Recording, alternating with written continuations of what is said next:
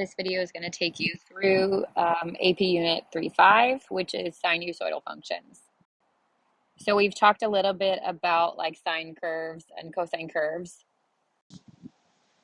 and we talked about their amplitude and their periods, but now we're going to get a little bit further. So as a refresher, a sinusoidal function is any function with an additive and multiplicative transformation of sine of theta. So if I take sine of theta and I transform it to the right or to the left, it would look like a cosine. So I could do the same thing with cosine. Cosine transformed right and left, stretched and shrunk by its period. Any of those things would be considered to be sinusoidal functions.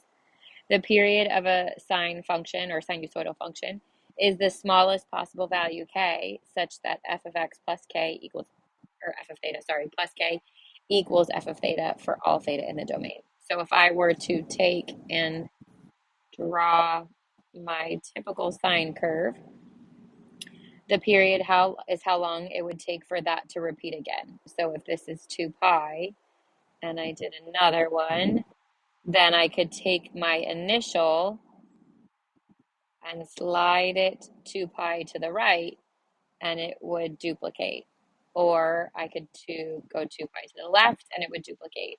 So remember, when we add and subtract inside our parentheses, this causes a horizontal shift to the right or to the left. So you're looking for the value that it would take to basically complete your whole curve, but that also means that you could take your curve and you could slide it to the right or to the left that many units, and it should overlap with your original curve.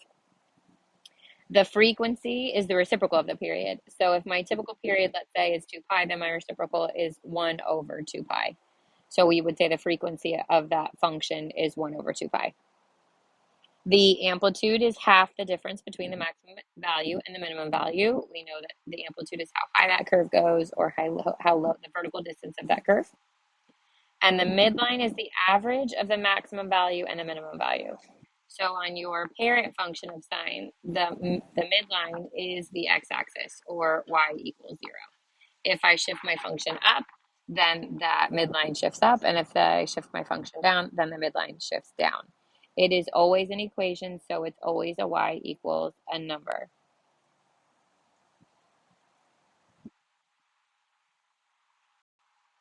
All right, so let's talk about the parent functions of sine and cosine. For both sine and cosine, so sine here on the left starts at 0, comes up through pi, and then comes back up to 2 pi. And the cosine function starts at the amplitude, which is 1. It comes down through pi over 2, and then comes back up through 3 pi over 2, and it again stops at 2 pi. So the period for both of these functions is 2 pi. Because their frequency is the reciprocal of that, the frequency is 1 over 2 pi. The highest these get and the lowest they get is 1 and -1, so the amplitude is 1. And the midline, or the middle between those two amplitudes, would be y equals 0. And then we go back to odd and even functions. So if you remember, an odd function means it's symmetric to the origin, and that's sine. So if I were to, everything that's happening over here gets reflected back over here. This one would be symmetric to the origin. And sine or cosine is an even function, which hopefully you remember means it's symmetric to the y-axis. If I look at my cosine curve, everything that's happening to the right would get reflected over the y-axis to the left. If you think about the algebraic test for these, the sine function, let's say f of x equals sine of an angle. If I plug in a positive angle, let's say I pick sine of pi over 6, and now we know this so well, right? Pi over 6, coordinate point is root 3 over 2 and 1/2. So the sine here is 1/2. And then compare it to the sine of negative pi over 6. Negative pi over 6 is actually in the 4th quadrant, still over 6, so my coordinate points are the same, but because I'm in the 4th quadrant, that 1/2 is going to be negative. So my value changed signs, making it odd. Whereas cosine, if f of x is cosine of theta, and I make theta pi over 6, it's the x value of pi over 6, which is root 3 over 2. And then if I look for cosine of negative pi over 6, which would be in the 4th quadrant, my coordinate point is still positive root 3 over 2. So your odd functions are going to change from top to bottom, or positive angle to negative angle, and your even functions are not going to change. Most likely you're going to be asked this question from your graph, so you'd be able to see if it is reflected over the origin or if it is reflected over the y-axis. All right, example 1 says, use the graph to find the following amplitude, frequency, midline, and period. So my amplitude is half the distance from the highest to the lowest point. The highest point is 6. The lowest point is negative 2. So 6 plus negative 2 is 4. 4 divided by 2 is 2. 2 is your midline, is where your midline is, and your amplitude is also 2. So I just found the halfway point, which is also my midline, y equals 2, and the amplitude. The frequency is based on the period, so I'm going to first find the period. If I started here and I go all the way up and back down again, I'm looking for where it stops. You could also start, clean this off. You could also start anywhere, like where it crosses the x-axis, goes up, comes back down. You want to catch it where it crosses the x-axis again here. So you could do it that way. 6 minus 2 plus a little bit, because it looks like it's a little bit more than that. Or again, you could have started it here, come up, down, and back up again.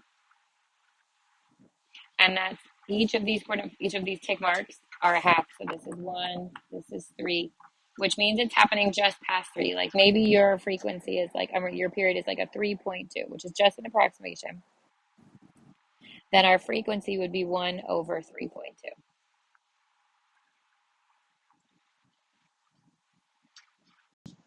Okay, example 2 says the number of daylight hours in a specific city are modeled with a sinusoidal function in the xy plane. The maximum amount of daylight hours is 13 hours. The minimum amount of daylight hours is 10.53 hours. Based on this information, find the following. So I know that my amplitude, which is the first thing it's looking for, is the max minus the min divided by 2. So 13.75 minus 10.53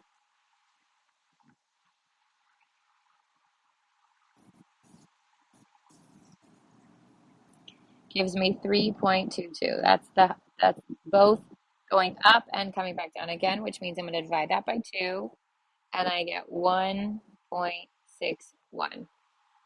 That's my amplitude. Now to find the midline, if you think about it, it's starting at 10, it's going to 13, so it's something like that. And if I want to find the midline, I want to find the point halfway between those. So you can either take your 13.75 and subtract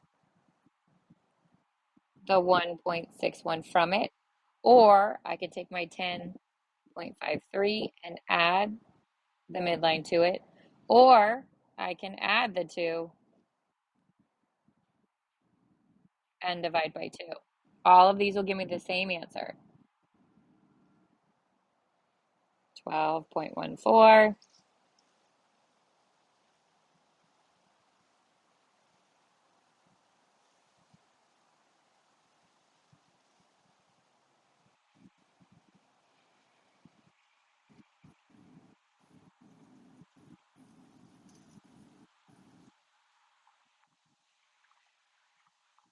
So no matter how you do it, you get your midline would be a y equals, because it has to be an equation, 12.14.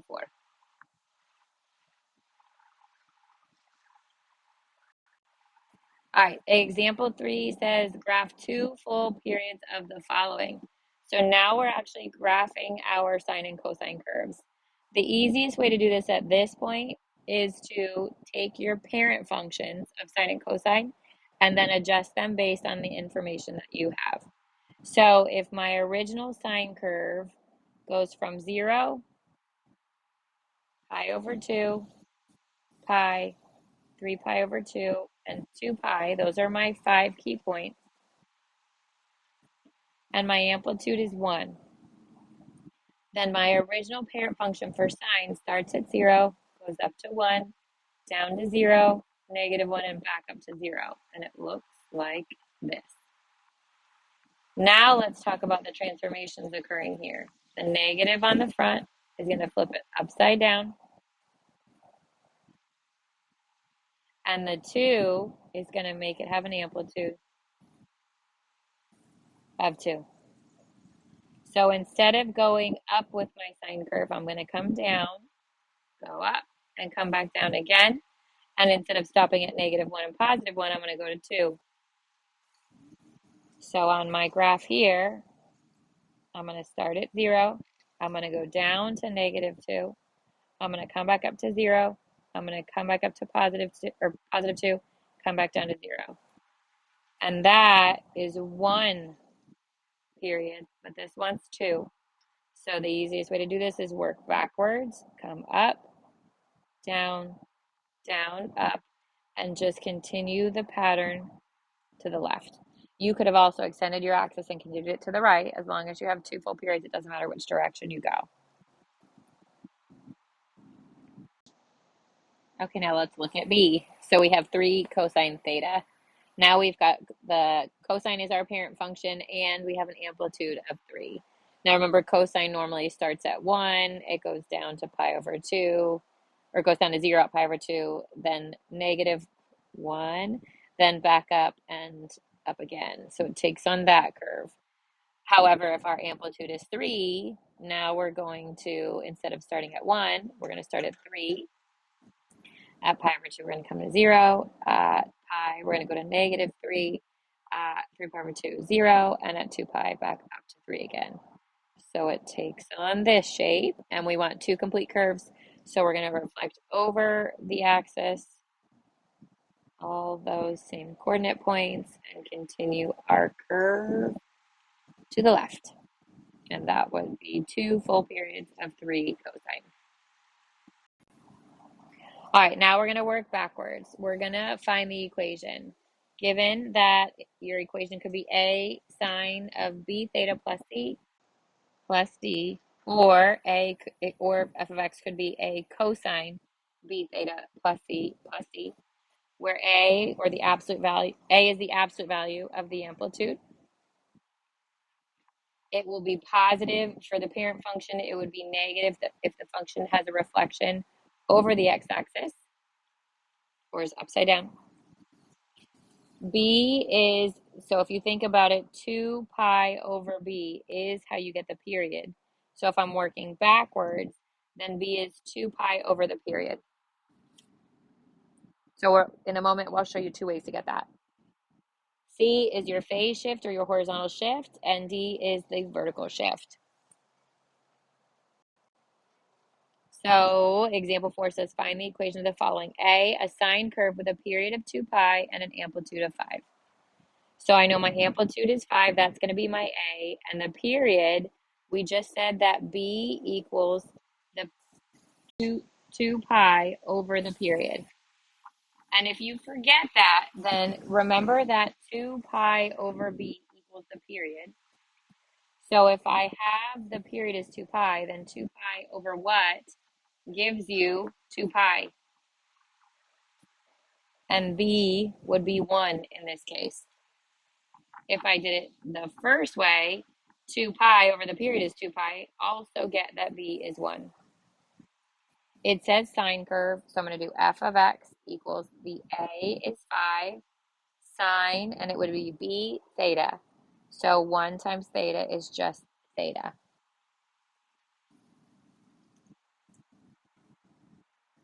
B says use the graph of the given cosine curve. So I know my equation is going to be cosine. It's starting here, going up here, and back down again. So 1 period of cosine is this. It's upside down, so I know there's a reflection.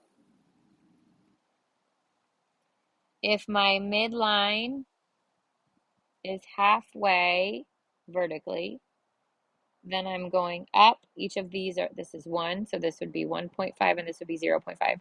So my the vertical change on the max from the midline is only 0.5, and this is 0.5. So my amplitude is 1/2.